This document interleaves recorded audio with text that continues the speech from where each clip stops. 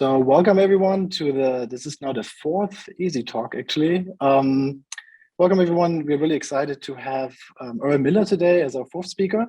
I don't think he needs a long introduction, but anyway, Dr. Miller received his PhD in 1990 from Princeton and spent the following 5 years as a postdoc at NIH. He's currently the Picower Professor of Neuroscience at Picower Institute for Learning and Memory at MIT.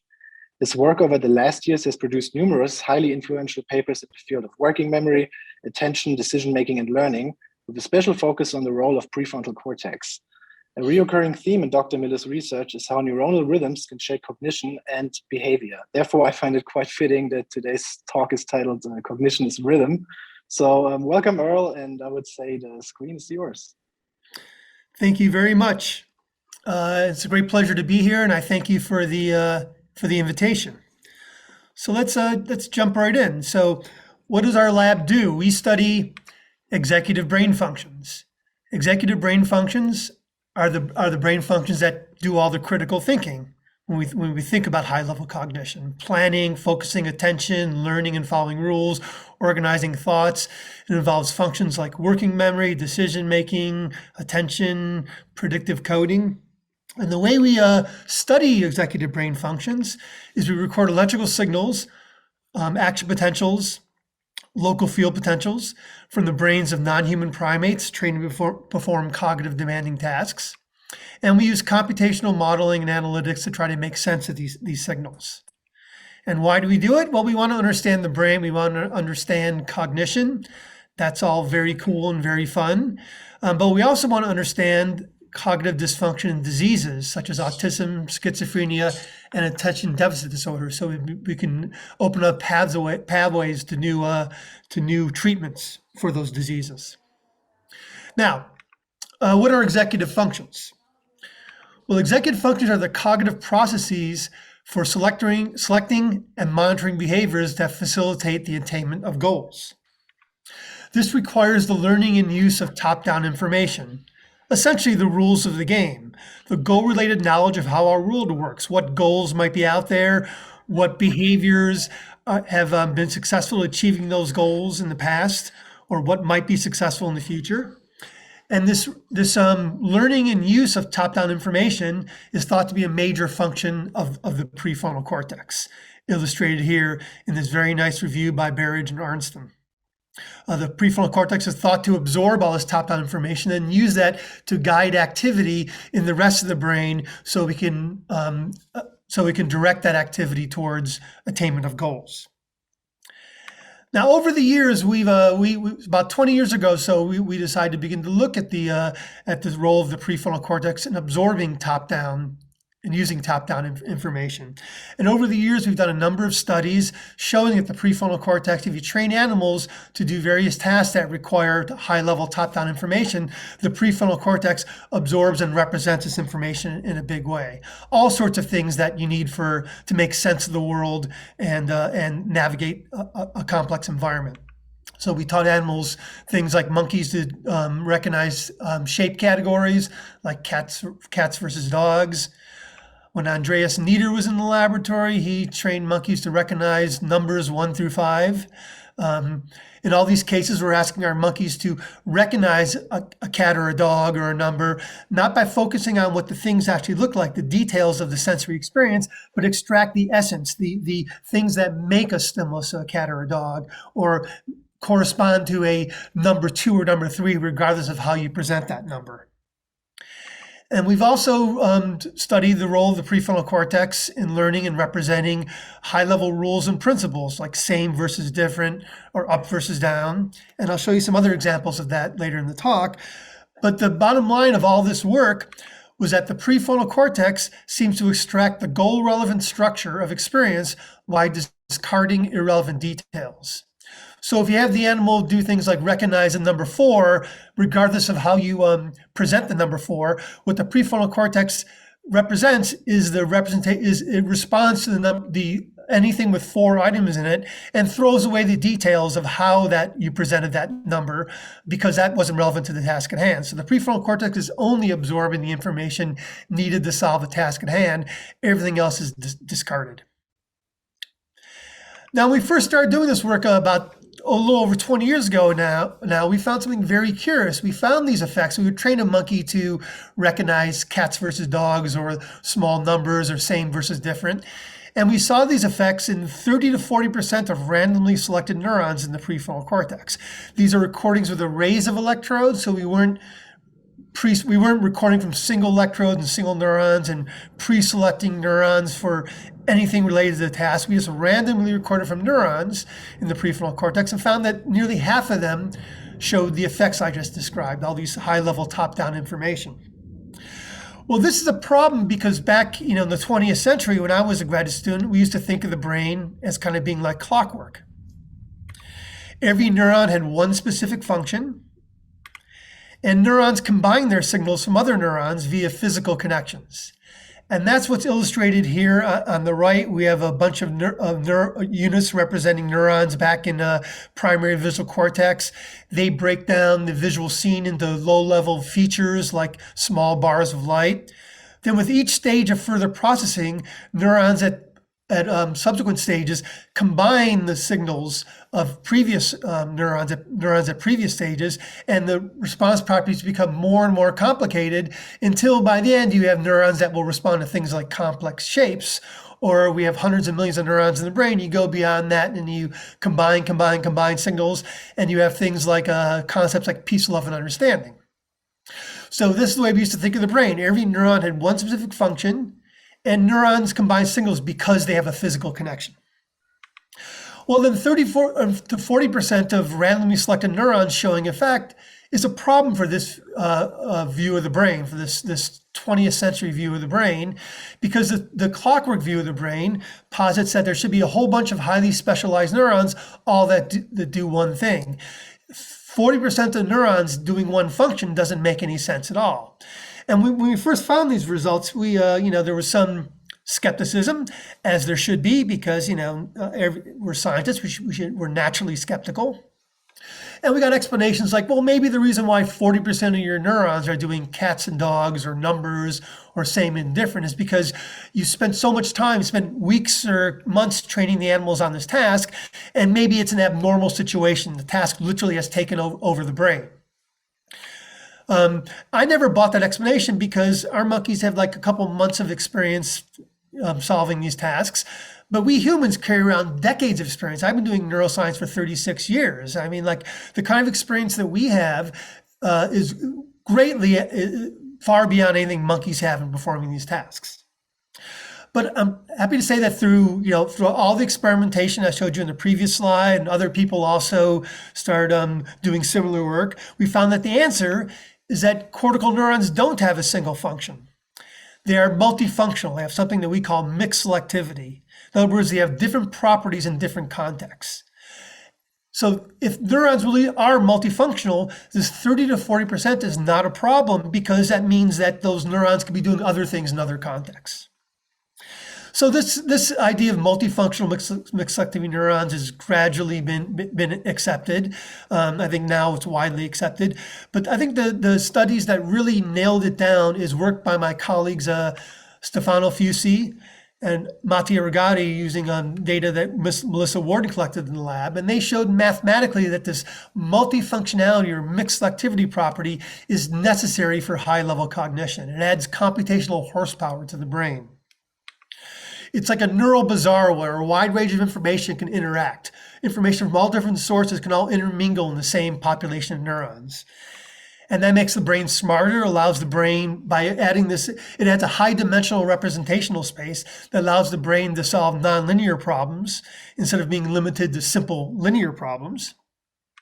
And it increases storage capacity, because if you distribute information storage among an overlapping population of neurons, you can essentially store an unlimited amount of information. And this intermingling of information allows for faster learning, because all the information is essentially there in the same, all this wide range of information is there in the same population of neurons, so information can be grabbed and put together really quickly. And for the same reason, it endows the brain with cognitive flexibility. So now that we know that mixed selectivity, multifunctionality is important for brain function, that's all well and fine. But mixed selectivity still is a bit of a problem if your view of the brain is a clock-like view of the brain. It doesn't fit with a clock-like like view of the brain. In the, excuse me, old way we used to think about the brain in this clockwork paradigm, anatomy is destiny. If neurons have a physical connection, they'll activate one another, like we see here on this slide, where these neurons at subsequent stages are combining the activity from neurons at lower stages because they have a physical connection and because they have their synapses are strong, have a strong weight. And the idea was that every perception, thought, and action has a unique network, something we call an ensemble. So the way we used to think of the brain is that if you have one concept, could be cat or dog or whatever, you have one network, one ensemble that corresponds to that thought. And another thought would have a whole different ensemble, a whole different network that corresponds to that thought. Now you can develop associations. I can learn that these two thoughts are related to one another and develop connections that will connect these two ensembles. But generally, the way we used to think about the brain is that every perception, thought, and action had its own unique network or ensemble. But mixed selectivity implies that this is not the case. It isn't that every network has every thought has its own ensemble. It's more like this, that mixed selectivity implies that ensembles are lying on top of ensembles, lying on top of ensembles. Ensembles are all mixed together, and different ensembles share common elements. And I've illustrated that here by combining our blue ensemble and our red ensemble into one ensemble here, or one network here, where there's some units that are uniquely involved in one network or the other, one ensemble or the other. But some of these networks, some of these neurons are mixed selectivity neurons that are part of both networks. That's what mixed selectivity implies, that neurons are part of different ensembles. So if anatomy is destiny, how does that work? How does the brain select one ensemble from these overlapping connections? I mean, if anatomy was destiny and I wanted to activate the red ensemble here, well, the activity would run to the run to the blue ensemble by going through these mixed activity neurons. And pretty soon, if I try to activate the red network, the blue network also activates, and our thoughts are a mush and a jumble. So how does the brain manage to select one ensemble from this overlapping anatomy? Well, one answer that we and others have come up with, mainly others, is that the networks are formed in the brain by synchronized oscillations. And you see that here. So in other words, cortical networks organized by doing the wave. The red ensemble synchronizes activity with other members of the red ensemble, and elements of the blue ensemble synchronize their activity with other elements of the blue ensemble. So in other words, cortical networks, can self-organize by this oscillatory organization. And that's illustrated here by this crowd doing the wave. Here we have a crowd, this wave is moving right to left across the crowd. So the crowd is self-organizing in this rhythmic fashion. So the idea is that neurons that hum together temporarily wire together. Now, I don't want to leave you the impression that we were the first ones to step down this path. We're merely following in the footsteps of pioneering work by people like Wolfsinger, Pascal Fries, Andreas Engel, and our colleagues who touched upon this theory many years ago. And I think that it's becoming increasingly clear that this synchronized oscillations do play a major role in organizing networks in the brain. And I'll point you to some brand new papers on this topic. Dimitris Panosis has shown that we can take this notion of neural activity forming these synchronized oscillations forming networks and bring it up even beyond the level of action potentials and LFPs and look at the electrical fields generated by neural activity. And we see that same sort of representation and great representational stability there. And we also found that much like this crowd doing the wave, these oscillations in cortex actually form traveling waves. And hopefully that's something I'll have time to tell you about at the end of my talk. So the way to think about this is brain anatomy is not destiny, it's possibility. Brain anatomy is kind of like the road and highway system. It just says where traffic could go. Our thoughts and actions are where traffic actually flows from moment to moment. And the patterns of brainwave resonance, these patterns of synchronized oscillations, are what directs the traffic. Now, when Tim Bushman was in the lab, and he's now a professor at Princeton. He studied this directly by having animals switch back and forth between two rules. The monkeys were viewing colored-oriented bars that could be vertical or horizontal, or they could be red and blue. And we cued the monkey from trial to trial, either pay attention to color or pay attention to orientation. And what Tim found is summarized here. This is the lateral prefrontal cortex, showing the lateral prefrontal cortex of a monkey. This is posterior, that's anterior. This is the principal sulcus. The monkey's eye would be about here looking forward. So it's like where on the side of my forehead, like right here is where this would be. Each of the circles shows a recording site. And the colored lines shows where we saw increase in synchrony between local field potentials when the animal was following either the pay attention to color rule or the pay attention orientation rule. Now, we looked across all frequencies from 1 to 100 hertz, and we found these effects in the beta range, about 12 to 30 hertz only. And as you can see here, when the animal is performing the color rule, one pattern of recording sites show these synchronized increase in the beta range. And when the animal is following the orientation rule, you see an overlapping sites showing increased beta synchrony, but it's a unique pattern from the color rule. So we call these beta ensembles. They really seem to be helping form a representational structure, a network that corresponds to one rule or the other. And again, Demetrius Panosis has used things like dynamic causal modeling to take this work to an even higher level. So having found this result, we then started doing more experiments. We went back to our old data, and basically every experiment we've looked at where we've taught the animal top-down information like rules, categories, and concepts, we found these beta wave ensembles, different patterns of beta wave synchrony for cat versus dog, up versus down, choose same versus choose different. All the top-down information we could see at the single neuron level, we could also see in these beta wave, these beta oscillatory ensembles. So and we more recently, when Michael Lundqvist came to the lab, we began to look at the role of these oscillatory dynamics in the control of working memory. So here's Michael had a model for how working memory is controlled, and it was a computational model. He came to the lab to test it in the data. I'm happy to say our actual data supported all the major theories of the model, all the major features of the model. And what Michael found is shown here on a single trial. Here are local field potentials. Frequency is on the y-axis. Time is on the x-axis. This is an experiment where the monkey had to hold two stimuli, two pictures in working memory.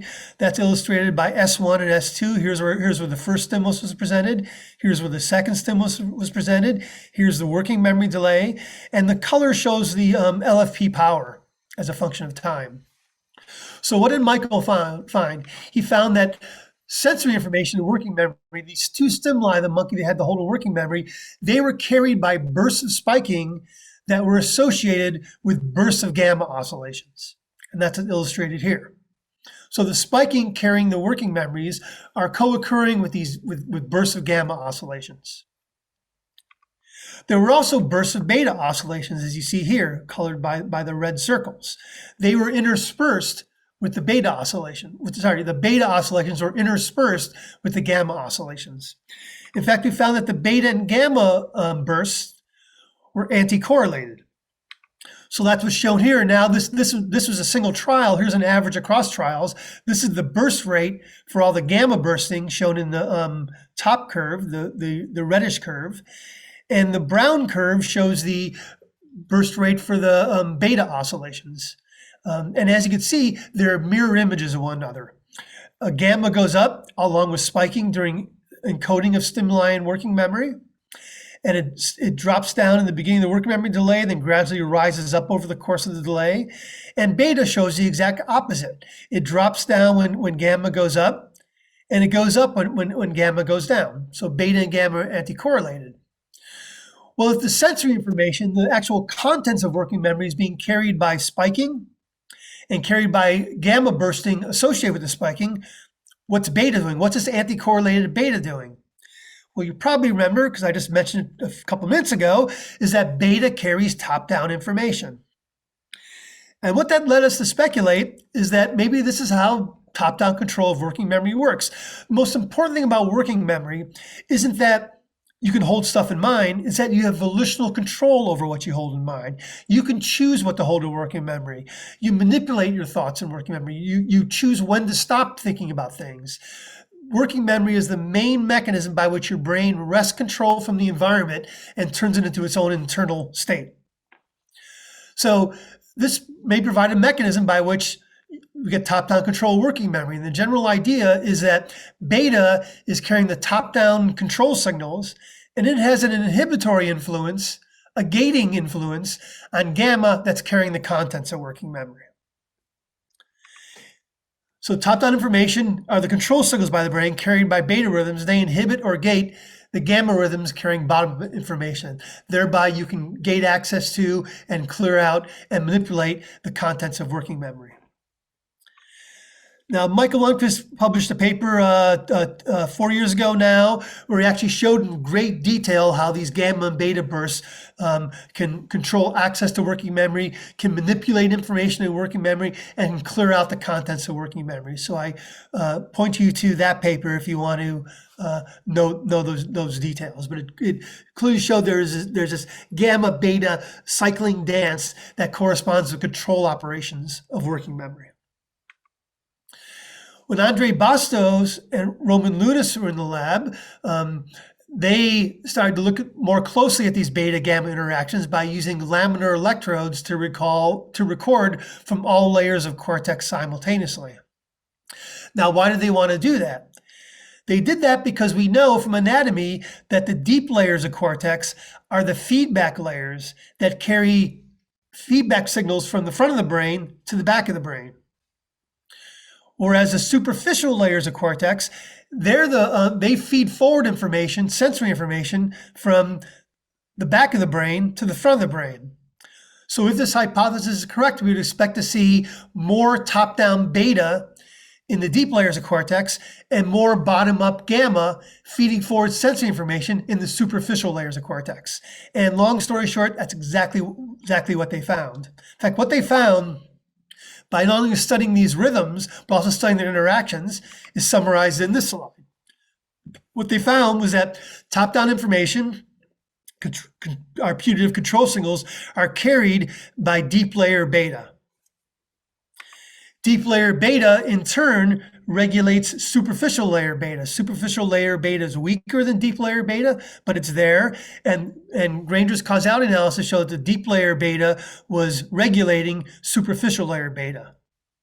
And it also showed that superficial layer beta inhibits the gamma spiking carrying bottom-up information. So we only see gamma bursts illustrated here and spikes illustrated by these vertical lines. We only see them when beta is waning. So that's the idea, is that you have this cross layer, deep layer, superficial layer, beta, gamma, control content interaction that explains the top-down control of working memory. But then we start thinking, why does this only work for working memory and frontal cortex?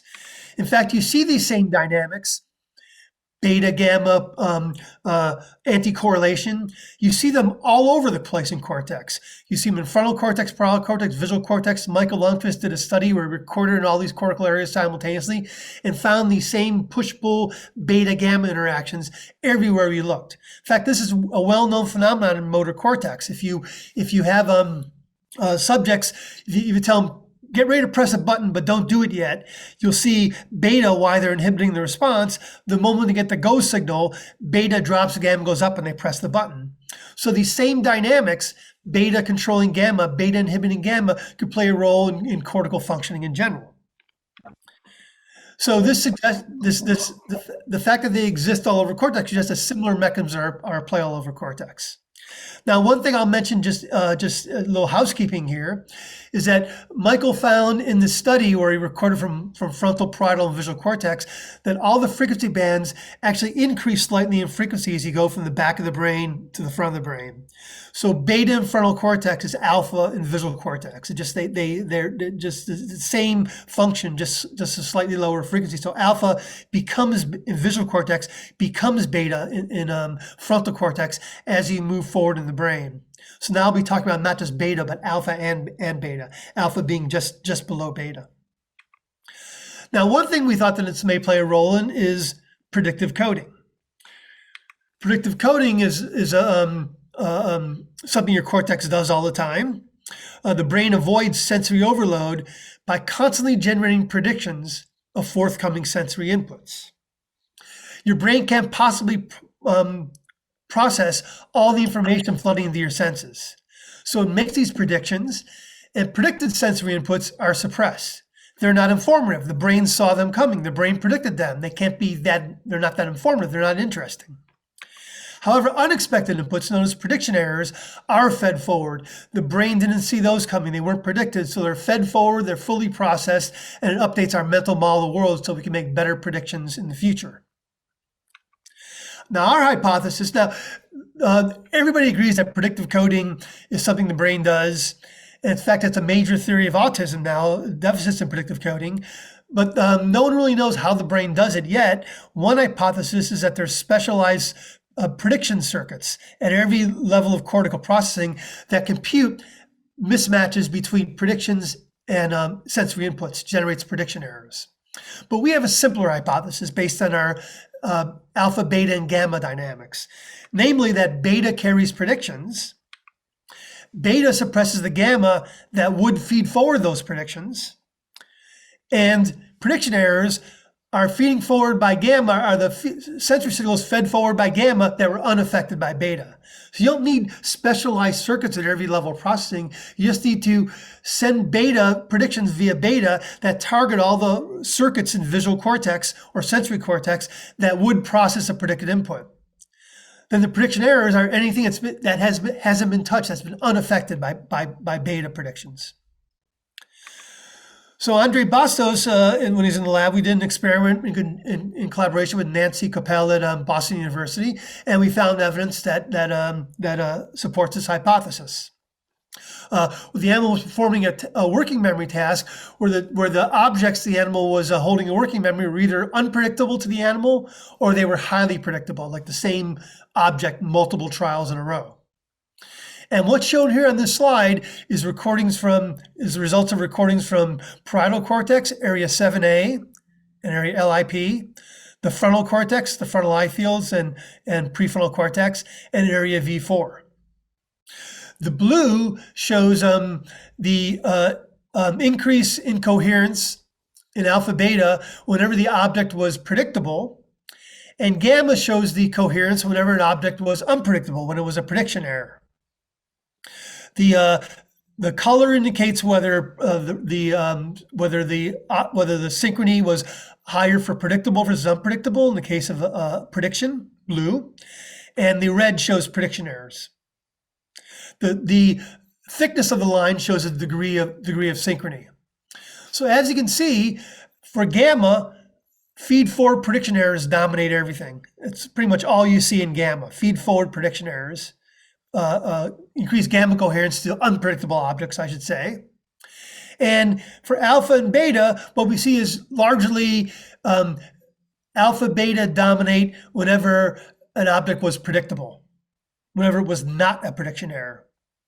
So you can see that there's increased coherence between all these, between frontal eye fields and LIP, prefrontal cortex, V4. You see that in both alpha and beta when the stimulus was predictable. And you see an increase in gamma coherence whenever the stimulus was unpredictable and therefore a prediction error. The one exception is area 7A. And that's because work from Nancy Coppell's group shows that 7A is exceptional. The beta in 7A has a specific role in updating the contents of working memory. But generally what we see is what was predicted by our by our model, and that is greater alpha beta coherence for predictable objects and increased gamma coherence for unpredictable objects. Notably, the gamma coherence was stronger in the feed-forward direction from visual cortex to parietal and frontal cortex, whereas the alpha-beta coherence was stronger in the feedback direction from frontal and parietal cortex back to visual cortex. And also notably, these effects were stimulus-specific.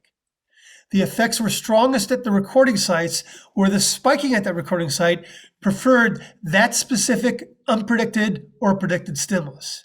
So these alpha-beta dynamics isn't just turning off a faucet that's turning on and off sensory processing in general. It can target specific stimuli, and the beta can suppress the processing of specific stimuli back in visual cortex. And the gamma can feed forward information about specific unpredicted stimuli. Okay, another set of experiments we've done recently is we've began to look at the role of general anesthesia in causing loss of consciousness. We're interested in cognition, so we thought it'd be interesting to know what happens when you lose cognition, lose consciousness under general anesthesia. This may be disturbing to know, but although we've used general anesthesia for about over 100 years now, medical doctors don't really know why it works. They just know it does work.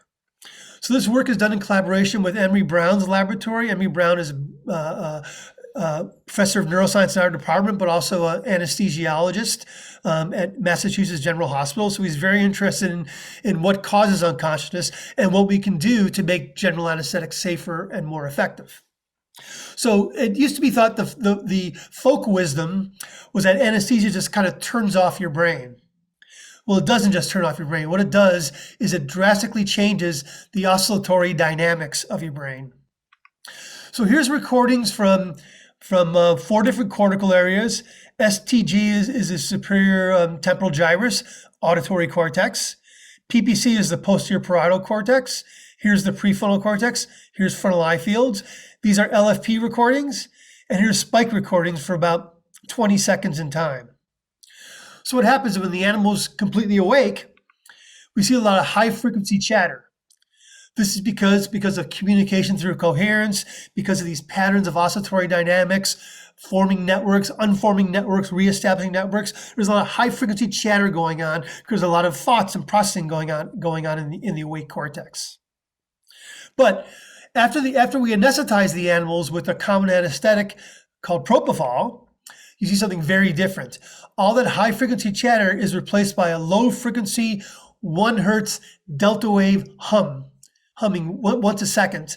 All the high frequency stuff we have associated with consciousness, gamma, alpha, beta, they're there, but they're in a severely weakened form. Instead, what's dominating the brain is this low frequency oscillatory dynamics, low frequency hum. And you can see from the spiking, this creates a bunch of up and down states with a period of 1 second. Up states with a bunch of spiking, followed by down states with no spiking. So your cortex is just like spiking, unspiking once a second when you're under anesthesia. I mean, this not only replaces the high frequency dynamics that we associate with consciousness, but it also presumably prevents different areas of cortex from communicating with one another effectively, thereby rendering unconsciousness. Now, having known this, we decided that what we would do is maybe we could actually restore consciousness in animals that were unconscious due to propofol. Maybe we could restore consciousness by replacing these low frequency dynamics with high frequency dynamics through electrical stimulation in the brain. So we chose the thalamus because it's thought the thalamus forms these loops with cortex, and it's thought that the high frequency coordination in cortex depends on these low frequency signals fed to the cortex by the thalamus. In fact, one major theory of consciousness targets these or focuses on these thalamocortical loops. So what we did is we use high frequency electrical stimulation to stimulate the anterior thalamus to try to restore consciousness in the animals, and it worked. When you stimulate the thalamus at high frequency, what happens is the cortex goes from this low frequency hum, it reverts back to the high frequency chatter, and the animals are completely unconscious. And you start stimulating the thalamus, and they open their eyes, they sit up, they start moving around, they start responding to sensory stimulation. We wake them up even though they're still under the influence of propofol. Then we turn off the thalamic stimulation, and they fall back under unconsciousness again. And we're using studies like these to try to develop safer methods of delivering anesthesia, ways of inducing unconsciousness that are more targeted, that are therefore safer for patients, and also ways of monitoring anesthesia state so we don't over-deliver anesthesia to patients, which is a real problem in young patients and older patients, because if they receive too much anesthesia, you often get long-lasting cognitive deficits. So we're trying to use these data and further experiments to make anesthesia safer. Now, another thing I'll tell you about is, so far I've talked about, at the beginning of the working memory section of this talk, I talked about these complex dynamics where we have these bursts of gamma and bursts of beta interspersed with one another. But after that, I started talking about beta and gamma in a more general way. But given that on single trials, this bursty activity is really quite complex and seems to have this dynamic dance, we've got to look closer at these dynamics. And I'll just tell you briefly about a brand new paper that we just published in the past month or so. And that shows that we show that low frequency oscillations, everything below 30 hertz, forms traveling waves in cortex. So here's a phase map of a beta wave over time. This is the phases shown in red. This is the prefrontal cortex. The recording wave was right here. And this is the same recording array, just spread out over time. And you can see that the phase map changes as a function of time, so that a wave moves from dorsal posterior part of the array and sweeps down to the anterior ventral part of the array. And here's a couple real-time examples from single recording arrays from a single session of these oscillatory waves moving across the prefrontal cortex. You can also see that here's a map of the recording sites on the array over time, and you can see this orderly phase progression indicative of a wave moving across the cortex. So what happens? We found that traveling waves in the prefrontal cortex during a working memory task, the traveling waves are actually there all the time. But when the animal's not doing a task, they move in different directions, they go back and forth, they rotate around, with no order to them. Now, some of these waves are planar, they move straight across the cortex, but a lot of them rotate around anatomical points in the prefrontal cortex. And interestingly, it isn't just one phenomenon where all the waves are moving in the same direction. Waves in different frequency bands often travel in different directions at the same time. So there's a lot of complexity here. And we found they change direction with task performance. They start out kind of moving in a seemingly random kind of back and forth kind of way. There's no order to them. And the moment the monkey starts a task, they become highly directional and stereotyped. Then when the monkey finishes the task, they go back to their baseline, kind of moving around in any direction they want. And what we found just recently, just published this week, is that propofol anesthesia doesn't just alter the dynamics, the power of oscillatory dynamics in the brain. It doesn't just increase low frequency oscillatory power, it also drastically alters the travel of traveling waves. It takes all these traveling waves you see in the awake state and makes them all move in different directions than they do in the awake state. And finally, just the last couple minutes, I'll show you one last role for alpha and beta and gamma, and that is in transferring information between the right and left brain, between the right and left hemispheres. Now, we all know, probably we all know that vision is split down the middle. The right half of your visual field, your right visual field goes to the left half of your brain and vice versa. And it used to be thought that, and this is true back in visual cortex, it's been known since I was a graduate student, I've known before I was a graduate student, known for a long time. But it used to be thought that somehow this gets right and left sides of visual space get united together in higher level cortex, in the prefrontal cortex. But we know from work in our laboratory that Tim Bushman, Dimitris Panosis, and Simon Kornbluth did, is that even in prefrontal cortex, even in working memory, there's a split in vision down the middle. The right and left sides of vision have independent working memory capacities, as if we are all a bunch of split brain patients. We found this in monkeys, but working with Ed Vogel at the University of Chicago, we found the same thing in humans. In lots of human studies. So everybody, visually speaking, everybody's kind of like a split brain patient where the right and left halves of visual space are independent of one another. But visual cognition seems seamless. So how does the brain unite right and left sides of vision? This is something we're studying now in the lab. And our first experiment on this, what we decided to do is have the animal switch a working memory between the right brain and the left brain, or between the left brain and right brain, either direction. What we did is we had the animal fixate a spot of light on one side of a computer screen. We presented a to be remembered object, a picture like this banana, to one side of gaze. So since the picture was presented on the right side, that meant that it would be processed and held in the left hemisphere. Then in the middle of the working memory delay, on one half of the trials, we had the animal move its eye from one side of the screen to the other. Now, if that stimulus was still on the screen, that would change the hemisphere by which the stimulus is processed from one side of the brain to the other. But the stimulus is not on the screen. The animal is just holding in a working memory. And what we found is that the memory traces disappeared from one side of the brain and then reappeared on the other side of the brain.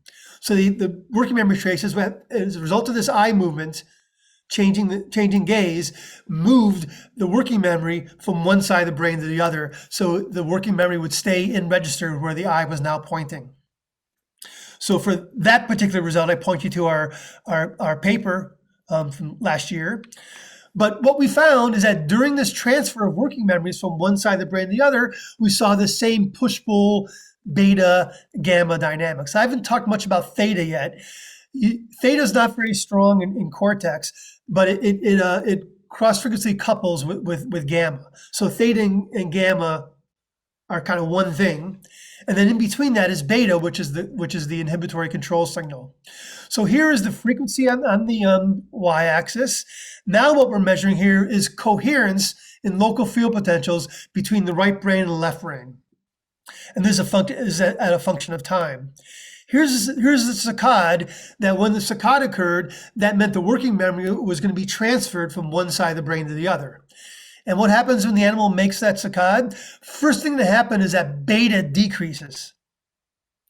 That decrease in beta allows gamma to be beta coherence between the right and left brain decreases. As a result, gamma increases, gamma coherence between the right and left brain increases, and the working memory is transferred. So this suggests that the way the working memory gets transferred between the right and left brain is you got to decrease beta. That allows gamma to synchronize between the right and left brain, and then the working memory gets transferred.